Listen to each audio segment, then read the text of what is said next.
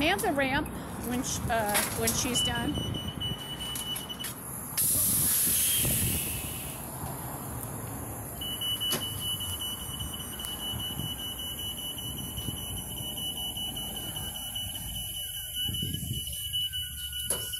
Thank you.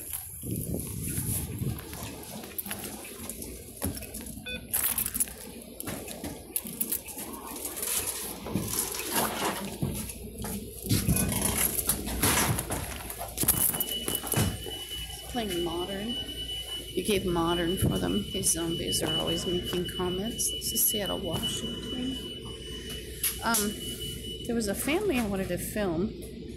Didn't get them. And it was an African family. And had 2 females, 2 males, and a father, but I didn't see the mother. And the female was talking about how when they slash open people, then she pantomimed what happens.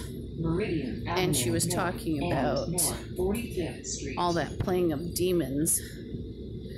And then they, well, she pantomimed what happens when someone bleeds out. And that was a kid, I think 13, probably 13.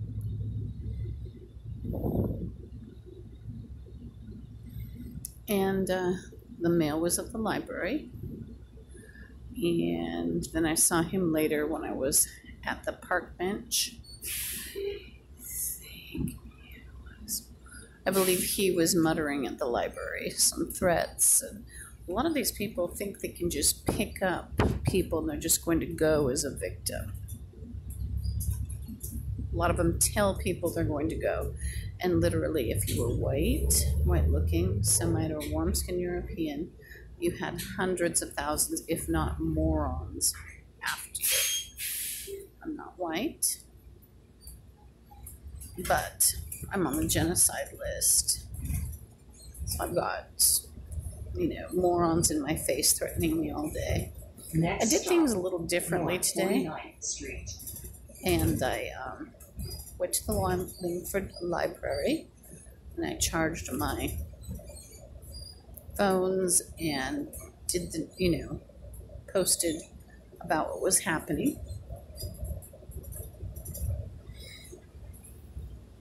And I want you to know I'm going back to a very violent apartment building.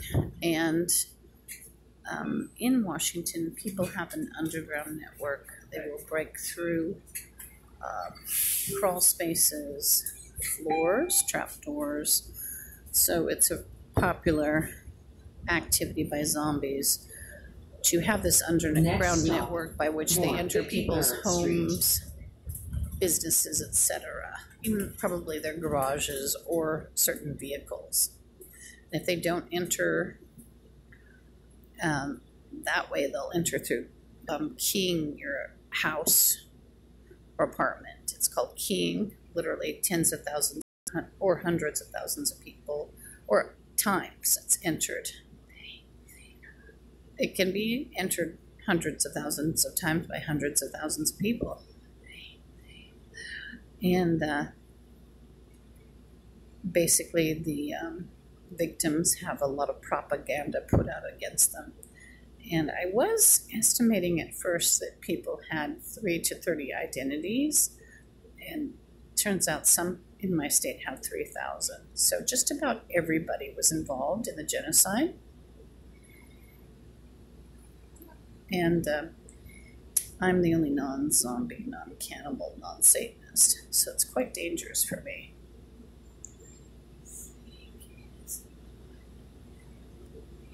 And I'm sick. I have asthma, allergies, chemical sensitivities, chronic fatigue, fibromyalgia, bad heart, an arm that a dirty cop tried to break.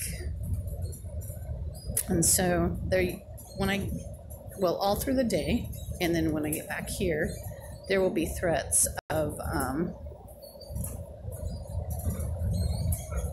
rape, torture, murder, slavery, amputation of fingers, legs, blinding, making me brain damaged. Now, I will tell you, when people break into someone's house or apartment, what they'll do is go into their business, they'll inject them quickly, and they'll either inject them with disease or spread disease around, or just foul bodily fluids and solids, which they like to play with. And glass, put glass in on the possessions. They'll do that to you when you're in public too. They'll hit you with glass. They might stage the rape to look like it's your boyfriend. One of the big games is to play, it's a quote John, and the person who's the victim is a prostitute.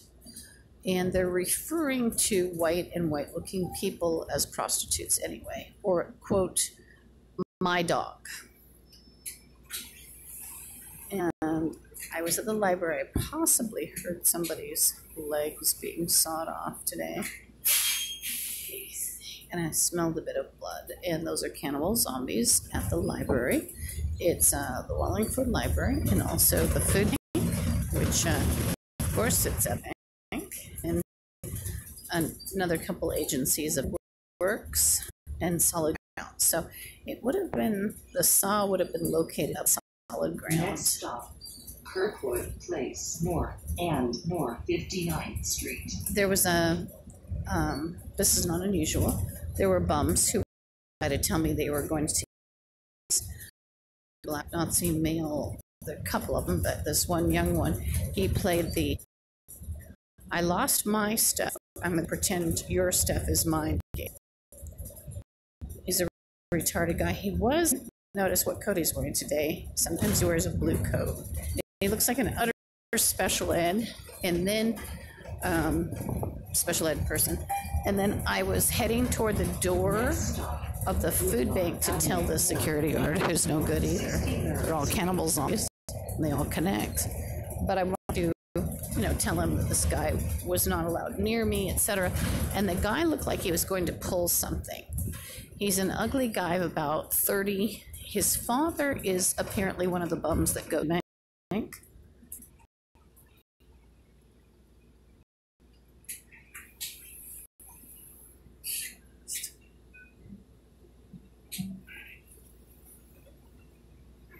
Sometimes I'll be at the bus stop, and weirdos from the building will threaten me on the way.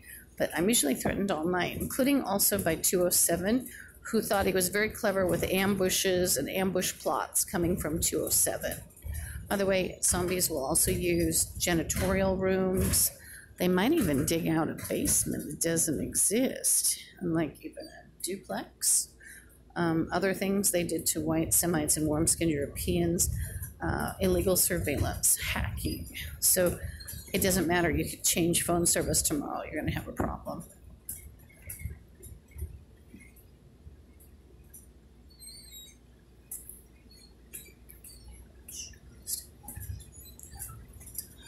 Next stop, Goodlawn Avenue Northeast and Sunnyside Avenue North. Maybe I'll wait. Mondays are a bad day. I've been cheated of some of my service.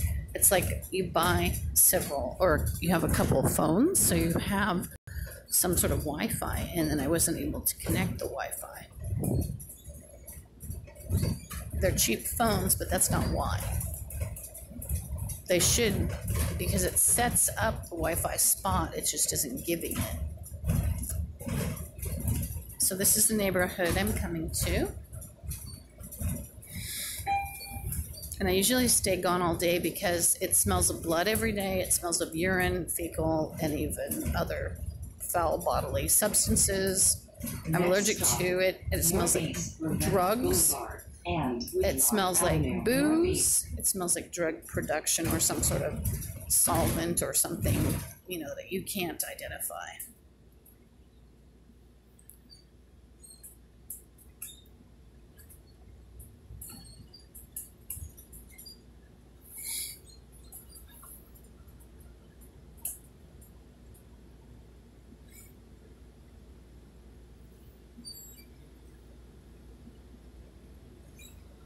So this is Ravenna and Woodlawn. And the camera isn't very good. It's one of my cheap phones. Getting out here with the dolly thing.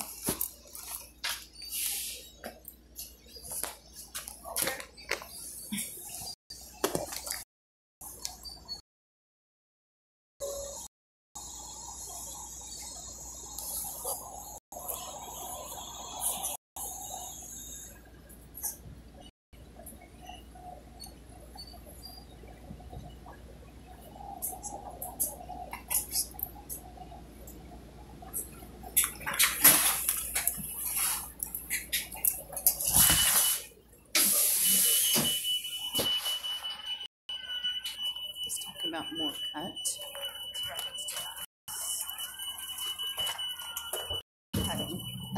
Zombie things. What they did also, they actually they tried to kill people that were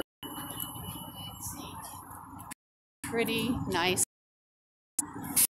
and this is ugly moron. Like families that have been on 80 years of welfare, and then suddenly they're driving people's cars. So whatever you think of, oh, well, you're racist or bigoted or whatever, well, I'm actually part black. And I'm actually, if you're on welfare and you're in another country or state, I'm not picking on you. I'm talking about Washington State. We're talking people who were on welfare and suddenly they're driving really nice cars and they're living in $3,000 apartments because they tortured and killed people. That's a lot different than sitting on welfare quietly minding your own business because you're sick, right? Or you have a bad back and a bunch of problems.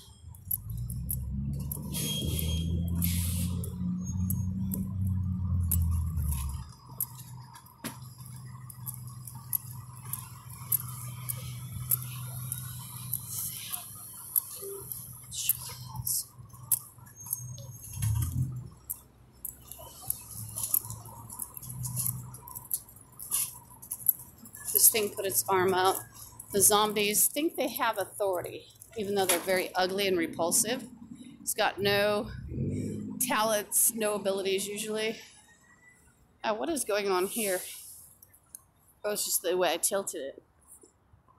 Using it look like a negative. Oh, great. This ugly thing is muttering pants down, and he was at the bus stop earlier. Ugly freak. That's what's left. He's also muttering threats. He was muttering pants down, by the way, in case you're wondering. So if you're on a genocide list, they literally think they could do anything to you. Can he? No, he's an ugly fucker. You're on YouTube if you bother me. And nobody would believe you. You're an ugly, grotesque freak. You can't pass as anybody that would be wanted. See, that's the thing with the boogeyman. The boogeyman doesn't know how ugly it is. He's so ugly that even a gang-scarred woman wouldn't be seen with him. So you need to really re-educate the boogeyman. And I always talk about how you can get these things committed for having supreme confidence. This thing is another thing. He started yammering as he went by. So look at this. It's even bow-legged. So examine the boogeyman, re-educate them, teach them that nobody wants them.